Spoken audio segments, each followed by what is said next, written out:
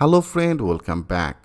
In our previous video, I have discussed about that routes and I give you some of the very basic idea how can create some of the route and how can load some of the page that means how can return some of the view page as a contact at the about, right? And also we have created some of the view page as a about the contact blade.php, the about blade.php.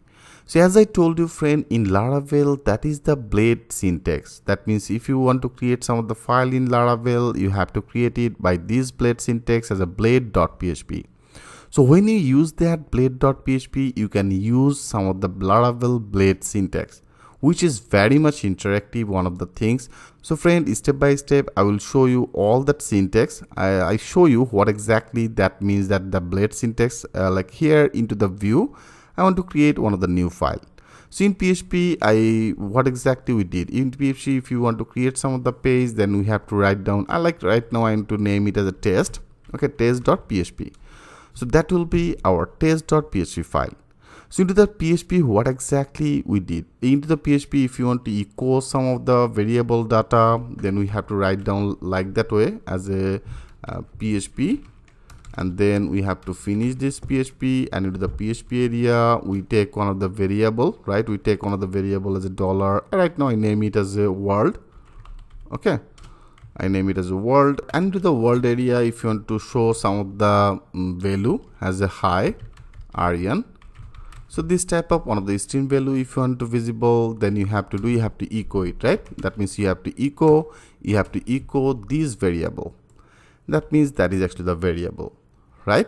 But in Laravel that is totally different. So in Laravel here, when you use that blade syntax, so into the blade syntax they have the another command for display this value. That means display this variable. That will be pretty much easy.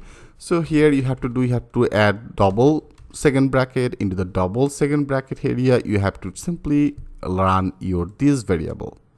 Okay, so that is the supported with this blade template. So the blade template, they have a lot of the functionality that you can actually use. So here you don't need to write this type of all that code. If you want to display any variable data, you can display it by only using this double second bracket. Okay, that means the curly bracket. So that is the one example of using that blade syntax. And also in PHP, what exactly we did in PHP, if you want to show some of the if condition data, like is if, and into the if area, here we have to like pass one of the ID or variable, whatever you want, and then we use it as if, and then the else, right? After that we use that as else. So that is our else, and into the else area here we need another condition, right? That is a if condition, and else, that is another condition. But when you use that blade syntax, that is a blade.php, here you don't need to write down this work like that way. Here you have to simply add your if condition with @if. Okay, @if, and here you have to add that condition, and then you have to AND it with the @ and the AND if. The same as for the for loop. If you want to use some of the for loop, you have to use that @for, and that means the for each.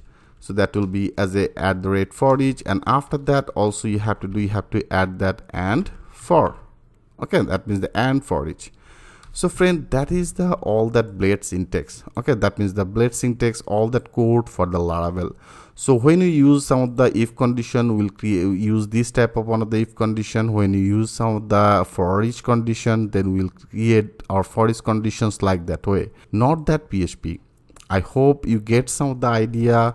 So that is actually pretty much basic, some all that syntax. So lately for our project we'll use a lot of the blade syntax. Okay, so that is our blade syntax for the reasons here. When you create anything, that means any file in Laravel, you have to add it as a blade.php.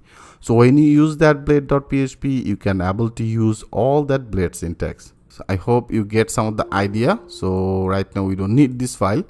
For education purpose I'm using it, so better I want to remove it. So that is our php dot. So here I want to remove this file, so I just simply remove it.